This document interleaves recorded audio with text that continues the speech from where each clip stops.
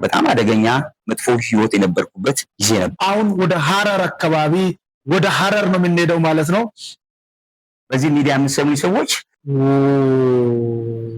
አሜዚንግ በጣም ይገርም ነው እንጂ እኔ በረንዳ ላይ ምናምን ተኛለሁ። ባለቤቴ ግን ከልጄ ጋር የልጆቼ እናት ከህፃኑ ልጅ ጋር በህፃናት አልጋ አጭር አይደል እዛ ላይ እግሯን እያንጠለጠለች ትተኛለች። ምን ማለት ነው? እኔ የህይወት ምዕራፍ ሊዘጋ ነው ማለት። እግዚአብሔር ያየልህን ነው የምትሆነው፣ ሰው የፈራውን አይሆንም። አሁን ግን ኢየሱስ በመግባቱ እነዚህን ነገሮች ሳይቀየረው እንዴት ህይወትን ቀየረ? እዛ ቀይ መስቀል ሲሄዱ አይ ካንተ ላይ ደግሞ መውሰድ አንችልም፣ ትንሽ ሄደህ ተኝተህ መምጣት አለብህ አሉ። ወደ ሆስፒታል ስመለስ እሷ በህይወት የለችም።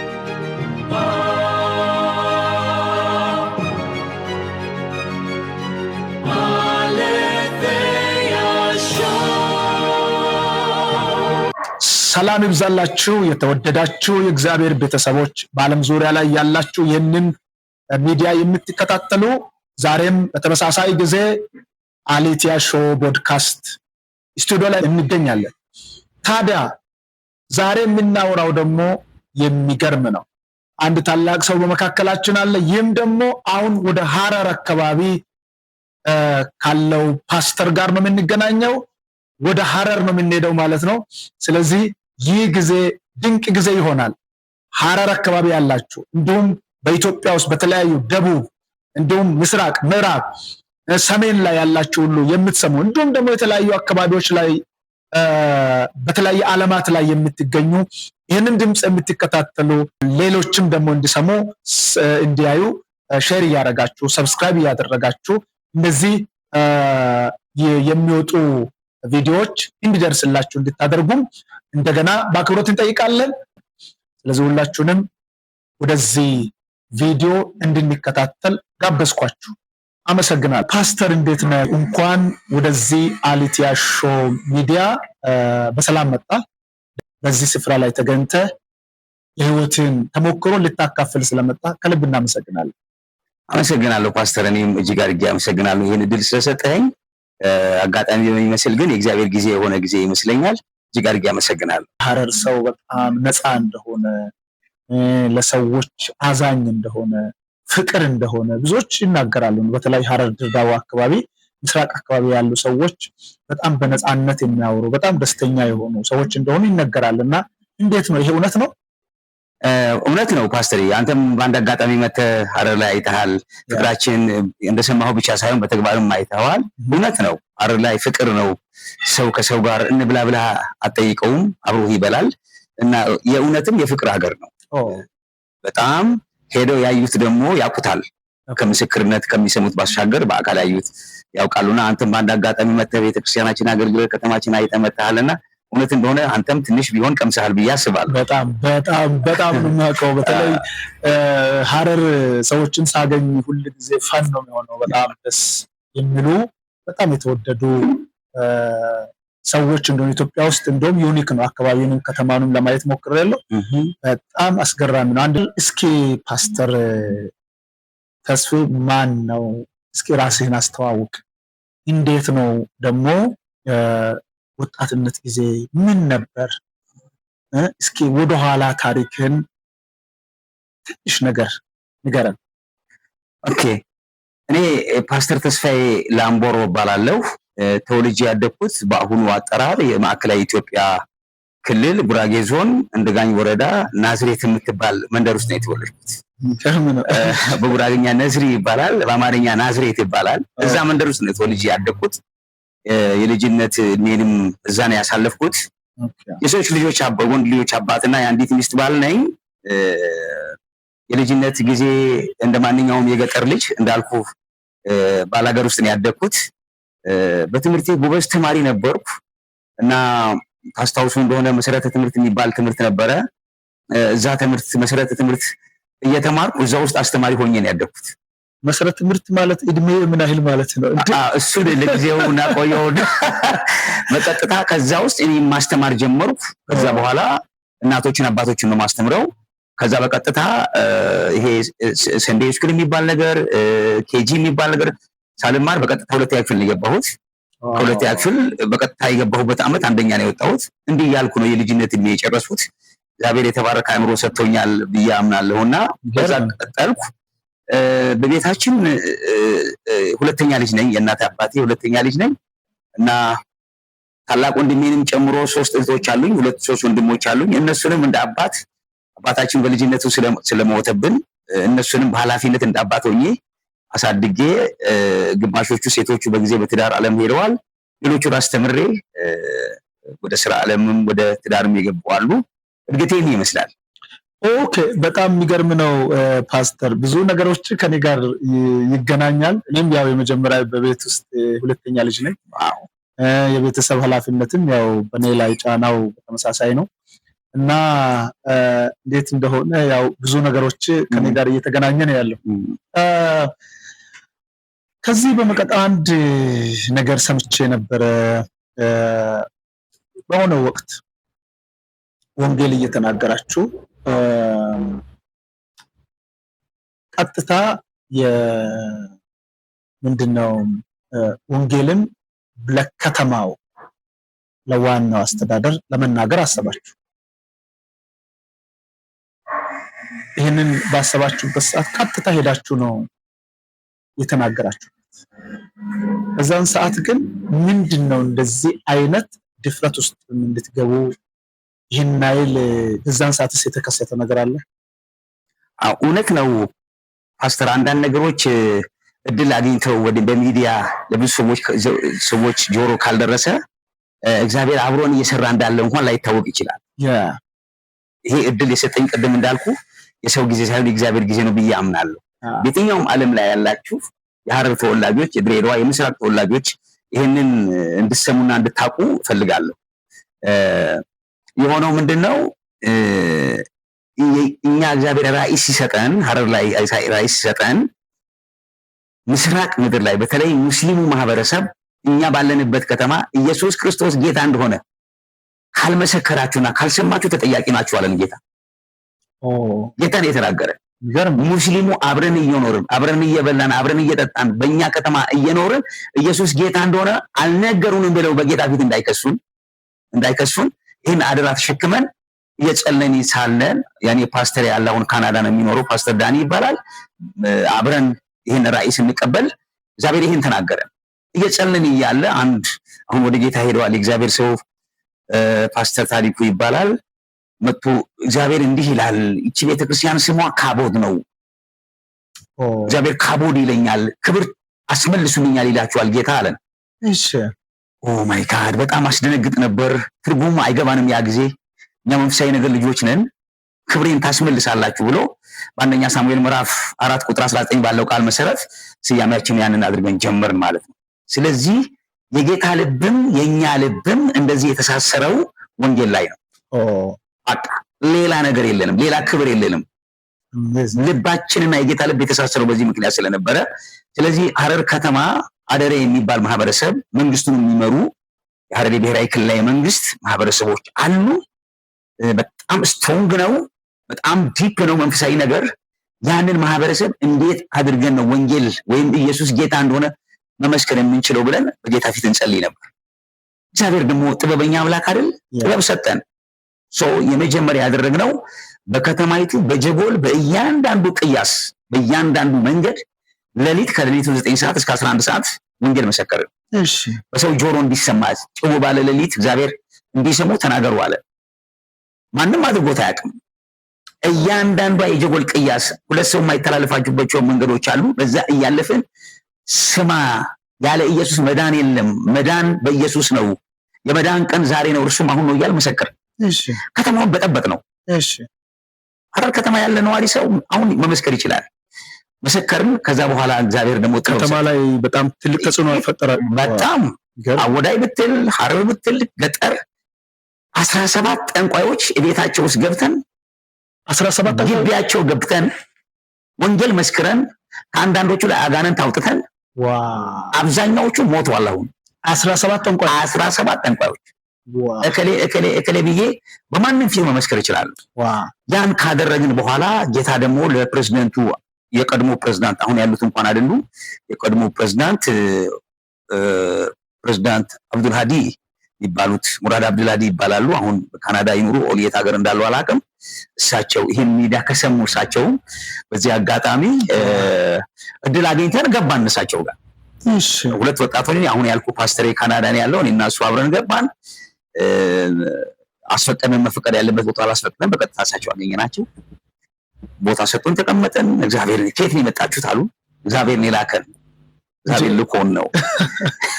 እኛም እኮ ከእግዚአብሔር ጋር የምንሰራው ምን አጠፋን ምን አናድርግ አሉ። አይ እግዚአብሔር በዚህ ከተማ የድሃ እንባ ሰምቻለሁ፣ ከኔ ጋር ተስማማ ይልሃል እግዚአብሔር፣ ከኔ ጋር ተስማማ ይልሃል። ጌታ ኢየሱስ ክርስቶስ ይወድሃል፣ ዛሬም ምህረት ያደርግልሃል። ስለዚህ ወጣት ነው፣ ብዙ የሚከብድ ሰው አይደለም። ነገር ነው። አይ ይሄ ነገር እስቲ ቆይ የኛም ሰዎች እኮ አሉ፣ የኛም ሰዎች ይምጡና ቀጠሮ እያዘላችሁ ከነሱ ጋር ትነጋገራላችሁ ብለው ቀጠሩን ማለት ነው። እሺ። እና በተቀጠርንበት ቀን ወደ 12 የሚሆኑ ሼኮች ነው የመጡት። 12 ሼኮች መጡ፣ ተደረደሩ። እኔና እሱ ደግሞ ወንድሜ ፓስተሬ ጋር አብረን ወጣችን ገባን፣ ተነጋገርን ማለት ነው። ትዝ ያለኝ ያ ቀንም እንደ ዛሬ ይመስለኛል። ያ ቀን ምንድነው ትዝ ያለኝ ሙሴ ፈርዖን ጋር በገባ ጊዜ ሙሴም ታምራትን አደረገ፣ ፈርዖንም ጠቢባንን ጠራ እንደሚል ተነጋገርን፣ ተወያየን፣ ነገርናቸው፣ እነሱም ሰሙ። እኛ መልእክታችን አንድ ነው፣ ኢየሱስ ክርስቶስ ያድናል፣ መዳን በማንም የለም፣ ለክፍሎች ፕሬዝዳንቱም ለእናንተ የምነግራችሁ መልእክት አንድ ነው፣ ኢየሱስ ያድናል፣ ኢየሱስ ይወዳችኋል የሚል መልእክት ነገርናቸው። ግን አሁን በዛን ሰዓት የብዙ ጊዜ ሰዎች ባለስልጣናትን መሪዎችን ለማውራት ብዙ ጊዜ ይፈራል። እውነት ነው። እናንተ እንዴት እስከዛ ድረስ ልትደፍሩ ቻላችሁ? ምንድነው ምክንያቱ? ድፍረቱ ጌታን የሰጠን ማንም አይደለም። ምክርም ተመክረን አይደለም፣ ሰው ማማክረን አይደለም፣ ምንም ጌታ ነው ድፍረት የሰጠን። መጽሐፍ ቅዱስ ሲናገር ብቃታችን እግዚአብሔር ነው ይላል። ብቃት የሆነን እግዚአብሔር ስለነበረ ገባን፣ መሰከርን፣ ደስ አለው፣ እንታዘዛለን፣ እናስተካክላለን፣ መስተካከል ያለበት ነገር ብሎ ፕሬዝዳንቱ አሰናበተን። ከሼኮቹም ጋር በሰላም በፍቅር ጌታን መስክረንላቸው በደስታ ወጣን። ከዛ በኋላ የከተማ ልማት ቢሮ ኃላፊ፣ የክልሉ አቃቢ ሕግ በሌላ ቀን ወንጌል ሲሰብክ አሰሩን። ከተማው በጠበጣችሁ ተብሎ መናኸሪያ አካባቢ ገበያ ማዕከል አካባቢ በጠበጠ ሰብስበው ወስደው አሰሩን። በዚህ አጋጣሚ ደግሞ ለጠቅላይ አቃቢ ሕጉ ለፖሊስ ኮሚሽነሩ ወንጌል ለመመስከር እድል አገኘን ማለት ነው። መታሰር፣ አሁን ሰው መታሰርን እንደ ክፉ እንደ አስቸጋሪ እንደ ቻሌንጅ ይቆጥሩታል። እናንተ ደግሞ እሱን ደግሞ እንደ ኦፖርቹኒቲ እንደ መልካም አጋጣሚ ተጠቅማችሁ እንደገና መሰከራችሁ ማለት ነው። እውነት ነው። በጣም የሚገርም ነው። ሐረር ምን ያህል ጊዜ ቆይተሃል? እኔ እንግዲህ ሐረር ወደ 32 ዓመት አካባቢ ነው። ገና በልጅነት ነው አይደል? አዎ። ታዲያ እንዴት ነው ወደ ጌታ ይህንን ጌታ አንተስ እንዴት ነው ወደ ጌታ የመጣህ? ይገርምሃል፣ ቅድም እንዳልኩ ወላጆቼ አባቴ በተለይ ወላጅ አባቴ በጊዜ ገና እርሊ እድሜ ላይ ያለው ነው ያለፈና ሁለተኛ ልጅ ሆኜ እኔ ደግሞ እግዚአብሔር የሰጠኝ ጸጋ ነው መሰለኝ ኃላፊነት እኔ ላይ ወድቆ ልጆቼን እህቶቼና ወንድሞቼ ቦታ ካረኩ በኋላ ብዙ ቆይታ ያደረኩት ሐረር ላይ ነው እና በተለይ የወጣትነት እድሜ ያሳለፍኩት ሐረር ከተማ ቀበሌ 15 ቋሚ ሰፈር የሚባል ሰፈር ነው ያደረኩት እና እዛ ነው ያደግኩት። ከዛ በኋላ ቤተሰቦችን እየረዳው ወደ ራሴ የወጣትን ህይወት በተለይ ሐረር ላይ ያሳለፍኩት ጥሩ ህይወት ነው ያሳለፍኩት ብዬ አምናለሁ። ጥሩ ስልህ የወጣ ባህሪ አልነበረኝም። ክፉ ድርጊት ውስጥ የገባው ሰው አልነበርኩም። በዚያ መንገድ እያደግኩ ስራ እየሰራሁ የራሴን ህይወት ጀመርኩ ማለት ነው። የራሴ ህይወት ጀመርኩ። ትዳር ያዝኩ። 3 ወንዶች ልጆች ወለድኩ። በትዳር ዓለም እያለሁ እየኖርኩ ነው። ልጆቼ ገና የመጀመሪያ ልጄ 5-6 ዓመት አካባቢ ነበር። ሁለተኛ ልጄ ደግሞ 4 ዓመቱ ነበር። ሶስተኛ ልጄ ደግሞ ገና ህፃን ልጅ 2 ዓመት ኦር እንደዚህ አካባቢ በሆነ ጊዜ ነው ጌታን ያገኘሁት። ጌታን ያገኘሁበት አጋጣሚ በጣም ትንሽ የኔ ምዕራፍ ሊዘጋ የተቃረበበት በጣም አደገኛ መጥፎ ህይወት የነበርኩበት ጊዜ ነበር። ምን ማለት ነው ይሄ የኔ የህይወት ምዕራፍ ሊዘጋ ነው ማለት? አዎ ምንድነው እግዚአብሔር ያየልህን ነው የምትሆነው። ሰው የፈራውን አይሆንም፣ የፈራውን አይሆንም። እኔ የፈራሁበት የኔ ምዕራፍ ሊዘጋ የደረሰበት በጣም በህይወቴ የመጨረሻ አደገኛ ሁኔታ ላይ የነበርኩበት ጊዜ ነው። ምንድነው የሆነው? የመጨረሻ ልጃችን አሁን ያልኩ የመጨረሻ ህፃኑ ልጃችን ታሞብን ሆስፒታል ህይወት ፋና የሚባል ሆስፒታል ነበር። ለአንድ ለ10 ቀን እዛ እንደተኛን ልጅን እያስታመምን እያለ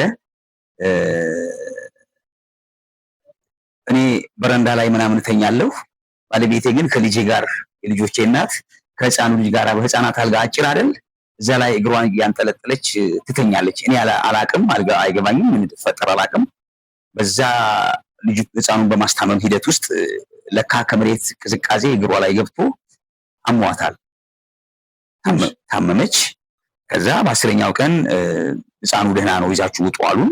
ህፃኑን ይዘን ወጣን። ከዛ ወደ ቤት ሄድን። ልክ መከራው እንዴት ነገሮች እንደተቀነባበሩ ልነግርህ አልችልም። ልክ እሱን ይዘን የወጣንለታ እነሱን ቤት አስገብቼ አንዳንድ ነገር ለመግዛት ገበያ ስወጣ ስልክ ተደወለልኝ። ቶሎ በቤት እንድትደርስ ምናምን ተባልኩ። በፍጥነት ተመልሼ የምገዛውን ዕቃ ትቼ ስቤት ስመለስ የባለቤቴ ወንድም አዲስ አበባ ላይ ሞቶ አስክሬን ይመጣል ተባልኩ። እየመጣ ነው ፈጥነን ለእሷም ሳትነግራት ወደ ቤት ሄዳሉ። እዛ ሲሄድ እውነትም ወንድሟ ታላቅ ወንድሟ አርፏል። አስክሬን ከአዲስ አበባ እየመጣ ነው አሉን። እሱን ተቀበልን። በማግስቱ ሌሊት እሱን ተቀበልን። ጠዋት እሷን ደግሞ ይዤ ወደ እናቷ ቤት ሄድን። እዛ ስንሄድ እግሯ ለካ አብጧል፣ ታማለች። ነገሮች እየተቀያየሩ መጡ። በሁለተኛ ቀን ቀብር ነበረ። እንደምንም ወሰድናት፣ ወንድሟን ቀበረች። ከ4 ቀን በኋላ ድንኳን ሳይፈርስ እሷ ደግሞ ታመመች። እሷ ታመመችብኝ። ጅጉላ ሆስፒታል የሚባል አለ ሐረር ከተማ ውስጥ። እዛ ይዘናት ሄደን እዛ አስተኛናት። ከዛ እሷን እያስታመምኩ እዛ ሀዘን አለ፣ እዚህ ደግሞ ሌላ ችግር አለ። በዛ መሃል አንድ 7-8 ቀን እንደቆየች ደም ያስፈልጋታል ብለውኝ ደም ልሰጥ ወደ ቀይ መስቀል ሄድኩ። ሌሊት ውስጥ ጠብቃት አድር ስለነበረ እንቅልፍ ስለነበረብኝ እዛ ቀይ መስቀል ሲሄዱ አይ ካንተ ላይ ደም መውሰድ አንችልም፣ ትንሽ ሄደህ ተኝተህ መምጣት አለብህ አሉ። ወደ ሆስፒታል ስመለስ እሷ በህይወት የለችም። ባለቤቴ? አዎ የልጆቼ እናት በህይወት የለችም። የምጨብጠው የሚይዘው ነገር አጣሁ። በጣም ከባድ ነው። ጌታን አላቅም፣ ያጽናናኝ የለም። እንዳልኩ ትውልዴ እዛ አይደለም። እህት ወንድም እናት ምናምን የምትለው ነገር የለም። በጣም ከባድ ጊዜ ነበር። ጓደኞቼ ደወልኩ። የልጆቼን እናት አስክሬን ቤት ወሰድኩ። ከዛ ያው በሁለተኛ ቀን ቀብር ስርዓት ተፈጸመ። እንዲህ እያልኩ ከዚህ በኋላ ከተቀበረችበት የተወሰነ ቀን ድረስ የምፈልገው ገመድ ነው፣ የምፈልገው ሞት ነው። 3 ህፃናት ልጆች ምን ታደርጋቸዋለህ? ምንድን ለማድረጋቸው? ምንድን የምሆነው? እሰራለሁ፣ እነሱን አበላለሁ፣ እነሱን ትምህርት ይወስዳለሁ። ምንድን የማደርገው? በጣም አደገኛ ሁኔታ ውስጥ ህይወቴ ምዕራፍ የሚዘጋበት ሰዓት ደረሰ። አንዳንዴ ወጣ ሲል ሰዎች ይከተሉኛል፣ ጓደኞቼ ይከተላሉ። እሷን አጣናት፣ እሱ እናጠዋለን ይላሉ። በዚህ መሃል 12ቷ የእሷ 12 ቀን የሰቦቿ የሐረር ልጅ ናት። የሰቦቿ 12 ሊያወጡ ወደ ጊዮርጊስ ቤተክርስቲያን ሄደው ሲመጡ አንድ ጓደኛ የመጡ ተስፋ አንድ ቦታ ልውሰድህ አለኝ። በጣም የሚገርምህ ነገር እና ሲኦልም ቢሆን ውሰደኝ አልኩት። ውሰደኝ፣ የትም ቢሆን ውሰደኝ። በቃ እኔ እኮ ሞት እየፈለግኩ ነው። ቀብሬ ሄጄ እኮ እዛ ቀብሯን እያየሁ እየመጣሁ ነው። መሞት ነው የምፈልገው እና ገመድም ይዤ እኮ ደግሞ መልሼ እጥለዋለሁ። ውሰደኝ አልኩት። ከዛ ወሰደኝ። እዛ ጎረቤት አንድ እናት ነበረች፣ ቤቷ ክርስቲያን ናት፣ ብዙ አገልጋዮች የሚመጡበት ቤት ነው። እዛ ወሰደኝ። ልክ እዛ ስገባ የሚጸለይላቸው 4 ሰዎች አሉ እና እነሱ መካከል ላይ የተገኘ። ከዛ ተንበረከኩ፣ ተጸለየልኝ፣ ጌታን ተቀበልኩ። ቤተሰቦቻችን 12 ሊያቆርቡ ሄደዋል። እኔ ግን ሌላ ቦታ ነኝ። ጌታን ተቀበልኩ። የመጽናናት መንፈስ ውስጥ የገባ ትኖራለህ የሚል ተስፋ ውስጥ የገባ ልጆቼ አድገው ሰው እንደሚሆኑ ልጆቼ እንደሚበቁ በቃ ይሄ በቃላት የማትገልጸው መጽናናት ውስጥ የገባ በ12ኛ ቀን ያ ቀን ዳንኩ ድኝ የቀረው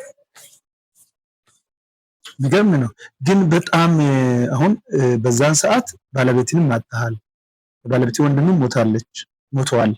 አንተም ደግሞ ተስፋ ቆርጠሃል፣ ራስን ለሞት እየተዘጋጀ ነውና እንደዚህ አይነት ጉዳዮች ብዙ ጊዜ በሰዎች ህይወት ውስጥ እንደዚህ አይነት የመጨረሻ የጭንቅ ታይም ለሰዎች ለመናገር ከባድ የሚሆንበት ሰዓት ሁሉ ጊዜ በተወሰኑ በሰዎች ህይወት ውስጥ ይከሰታል።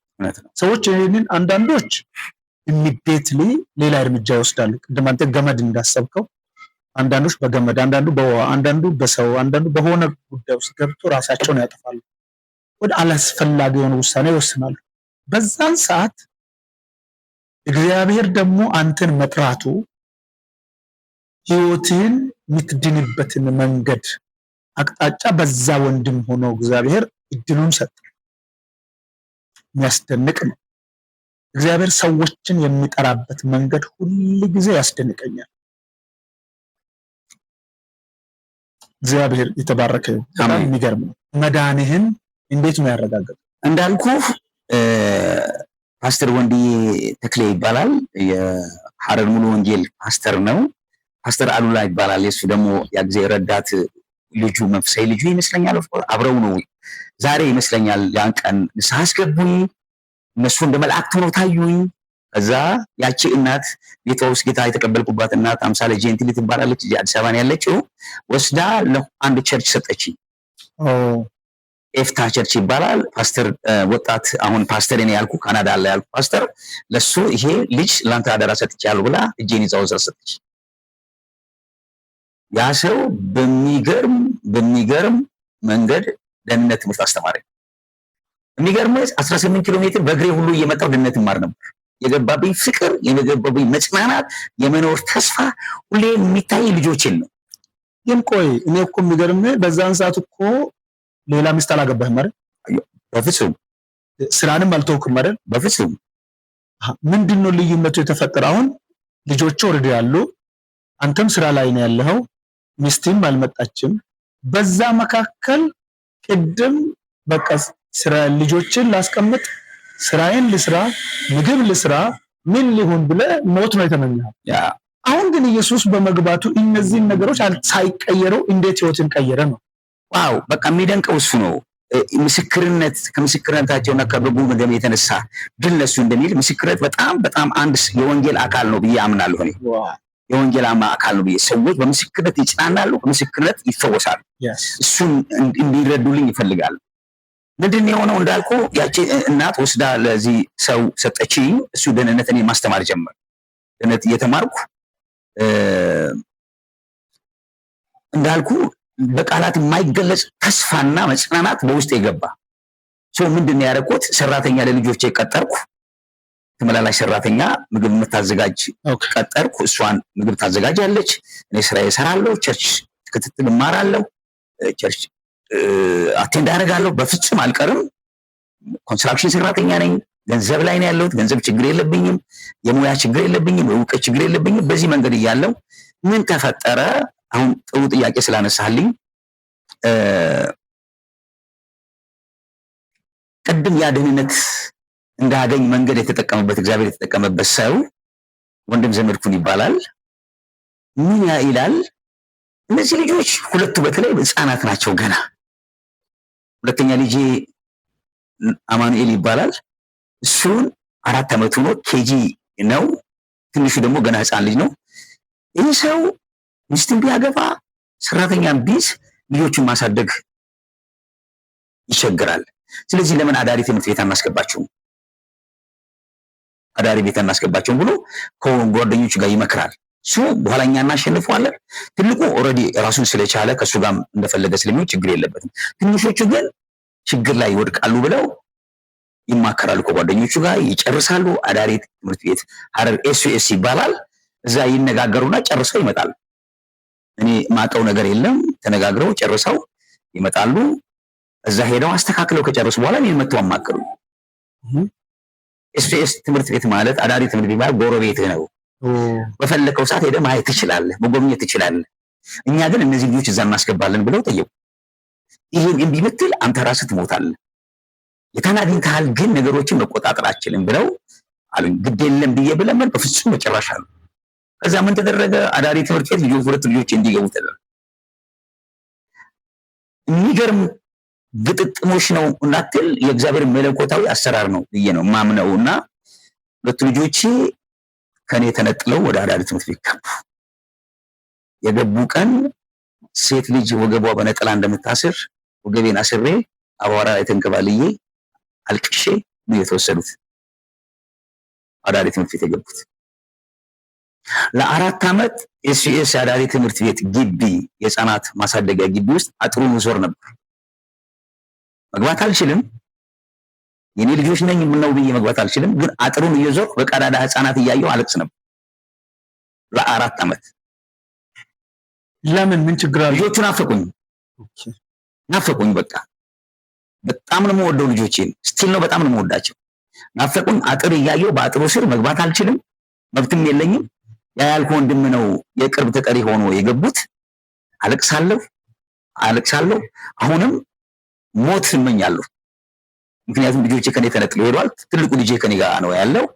በዚህ ምክንያት እንዲህ ያልኩ 4 ዓመት ከሞላኝ በኋላ አንድ ቀን ሄጄ አልቅሼ አጥሩ ስር ዞሬ ህፃናትም ከአይኔ ሲጠፉብኝ አልቅሼ ስመጣ አይኔ ቀልቷል።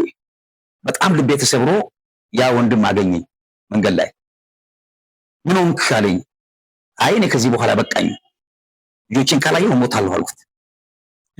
በአመትም አይመጡም? እስከ 4 ዓመት ምን? አይ በጭራሽ 4 ዓመት አይቻቸው አላውቅም። 4 ዓመት ቤት ቅርብ ነን፣ በእግር የምትሄድበት ቦታ ነው። በቃ እሞታለሁ አልኩት። ምንድን ነው አለኝ። በቃ ልጆቼን ካላሳየኝ እኔ እሞታለሁ አልኩት። የኔ መኖር ለልጆቼ ካልሆንኩ ምን ይጠቅመኛል? ከአብራቸው የወጡ ልጆቼ ተነጥዬ ምንም ትርጉም የለኝም። የመኖር ትርጉሜ እኮ ለልጆቼ ነው ስለው በቃ ግድ የለም ከዛሬ ጠብቀኝ፣ ሞግዚቷ ጋር አገናኝሃለሁ አለ። ሞግዚቷ ጋር አገናኝሃለሁ፣ የልጆች እናት ሞግዚት ሆና የምታሳድጋቸው አገናኝሃለሁ፣ ስልክ እሰጥሃለሁ አለኝ። አታልቅስ፣ ክፉ ነገር አትመኝ አለኝ። ኦኬ ይህም የእግዚአብሔር ስራ ነው ብዬ ነው ማምነው። ስልኳ ሰጠኝ። ቆይቼ ደወልኩላት። ማነህ አንተ? አይ የነናሆም አባት ነኝ፣ ተስፋዬ ይባላል። ማለት የት ነው ያለው? እዚህ ሐረር። ልጆቼ ካላየሁ እኔ እሞታለሁ፣ ፕሊስ ልጆቼን አገናኝ አልኩት። የነናሆም የነማኑኤል አባት ነው? አዎ። እሺ አገናኛለሁ አለችኝ። በመሃል እኔና እሷ እንገናኝም። ልጆቼን በመሃል በዓል በሚሆንበት ጊዜ ማምጣት ጀመረች። እንዲህ እያለን በዓል ላይ እየመጡ እኔ ጋር እየዋሉ ማታ ሸኛቸዋለሁ። እንዲህ እያለን 9 ዓመት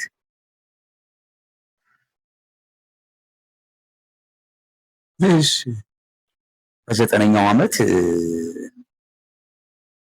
በመሃል ምን ሆነ? ደወልኩላትና ላግኝሽ አልኳት። የልጆቼ እናት ማለት ነው። አሳዳጊያቸው ሞግዚት የሆነቻቸው ላግኝሽ በአካል አልኳት። አጋጣሚ ሆኖ እኔም አዲስ አበባ ነበር፣ እሷም ለረፍት አዲስ አበባ መጣ። ድንገት ተገናኘን ማለት ነው። ስደውላት ስላት አዲስ አበባ ነኝ፣ እኔም እኮ አዲስ አበባ ነኝ። ኦኬ እንገናኝ፣ ባገኝሽ ደስ ይለኛል አልኳት። ተቀጣጠርን። ፒያሳ አካባቢ አስታውሳለሁ፣ ጊዮርጊስ አካባቢ ተገናኘን። አንተ በህይወት አለ? እኛ እኮ የምናውቀው አንተ ሞተህ እንደሆነ ነው የገቡት ልጆቹ። እናታቸው ሞተ፣ አባትም ወላጅ አልባ እንደሆኑ ነው የምናውቀው። በህይወት አለ? ተላቀስን፣ እኔም አለቀስኩ። ከዛ በኋላ በመሀል እኔና እሷ መገናኘት ጀመር። ያቺ ሴት ናት ዛሬ የኔ ባለቤት የሆነችው። አሜዚንግ! በጣም ይገርም ነው እንጂ በዛ አዳሪ ትምህርት ቤት ላይ የነበረች የልጆች እናት ልጆቼ በልጅነት ጭንቅላታቸው እናታችን ብለው ስላደጉ ወላጅ እናታቸው እንዳጡ ሳይሰማቸው ወላጅ እናታቸው እሷ እንደሆነች አስበው 9 ዓመት አብረዋት ኖረው ልክ 9ኛው ዓመት ላይ ልጆቼ እንዲሰጠኝ ብዬ ደብዳቤ ያስገባው። እሺ ለድርጅቱ ኦኬ እኔ አባት በህይወት አለሁ፣ ማሳደግ እችላለሁ፣ ማስተማር እችላለሁ፣ ኃላፊነት ወስዳለሁ፣ ልጆቼ ይሰጠኝ ብዬ ጠየቁ። እሺ ፈቀደልኝ በደስታ። ምክንያቱም እዛ ጋር ያለው ፋሲሊቴት ለልጆቹ ያለው ፋሲሊቴት ኦሪጂናል ከወላጅ የሚገኘው ነገር ሊተካ አይችልም። ስለዚህ ይህን እሷ ጋር እንዴት አንተ አሰብክ? እንዴት ወደ ፍቅር ዓለም መምጣት ቻላችሁ? እሱ ሰፊ ነው። እስኪ ንገር። አይ ድንገት ለምን መሰለህ አሁን አንደኛ እሷ ከልጆች ጋር የልጆች እናት ሆና ሞግዚት ናት፣ እናት ሆና አሳደገች። አንተ ደግሞ ከ9 ዓመት በኋላ ተገናኘ። እንዴት ወደ ፍቅር ዓለም መግባት ቻላችሁ? አዎ ምንድነው ሰፊ ነው ያልኩህ። አጭር ነገር አድርገህ አጭሩ ምንድነው የተፈጠረው እንዳልኩ እዚህ የቀድሞ ጠቅላይ ሚኒስትር መለስ ዜናዊ አርፈው ነበርና ከሐረሪ ክልል ተወክዬ ክልሉን ወክዬ እዚህ ለቀብር መተን ነበር። ነሐሴ 4 ይመስለኛል አስታውሳለሁ።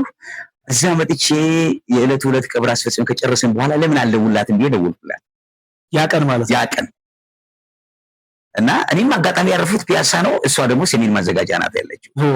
እና ከዛ አዲስ አበባ እኮ ነኝ ፕሊስ ላገኝሽ ተባባን፣ ተገናኘን፣ አይን ለአይን ተያየን ማለት ነው። እስከዛ ድረስ 9 ዓመት ተገናኝታችሁ? በስልክ ነው የምንገናኝ። ልጆቼ በአካል ተገናኝታችሁ ከገቡ 4 ዓመት ድረስ አላቃትም፣ አግኝቻት አላቅም። ከ40 ዓመት በኋላ ግን ያ ሰው ስልኳ ከሰጠኝ በኋላ ግን ቀጥታ እሷ ማግኘት ስለቻል ልጆቼ ትሰጠኝ ነበር፣ በምፈልግ ሲናፍቁኝ ትሰጠኝ ነበር። እሷን በዛ ሰዓት አላገባችም ነበር? አላገባችም በጭራሽ። ከዛ እዚህ ተገናኘን፣ ትንሽ ሰዓት አብረን አሳለፍን። ጓደኞቼ የአገሬ ልጆች እዚህ ኮንትራክቶች ወንድሞች አሉኝ፣ መጡ። እነሱ በመኪና ይዘውን ሄዱ፣ እራት ጋበዙ ምናምን። ባለቤት ነች ይሉኛል፣ ሚስት ነች አይደል ይሉኛል። እኔ ውስጥ ጭንቅላቴ ውስጥ የሆነ ነገር እየተፈጠረ መጣ።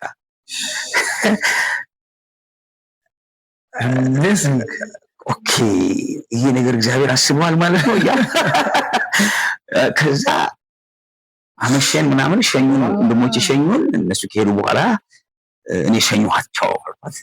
ወደ ቤት ሄደች፣ ወንድሙ እኔ ወደ ሀገሬ ተመለሱ። ከዛ እረፍቱ ጨርሳ ስትመጣ ቀጠርኳት፣ ራስ ሆቴል ቀጠርኳት አለ። ተገናኘን፣ ስንጫወት በጣም ከልብ መግባባት ጀመር ማለት ነው።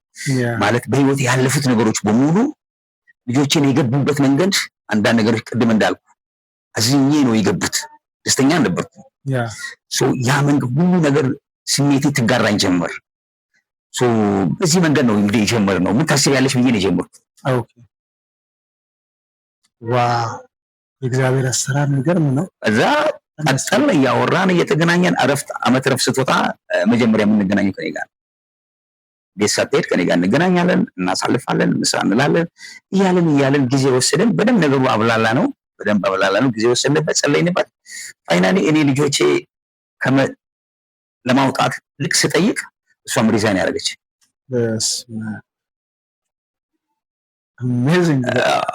በአመቱ ተጋባን። የአሁኗ ውዷ ባለቤቴ በዚህ መንገድ ነው የተገናኘ ነው።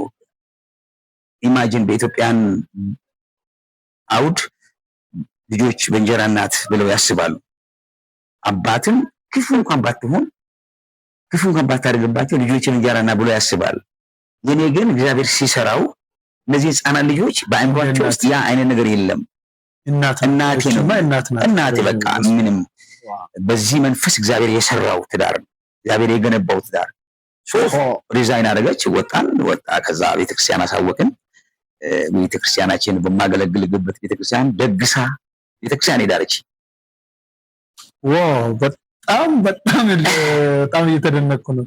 የእግዚአብሔር አሰራር ራሱ በጣም ያስደንቃልና ዋው በጣም የሚገርም ነው። ከዚህ በመቀጠል ፓስተር ውድ አሊቲያ ሾው ተከታታዮች እንደምን አላችሁ?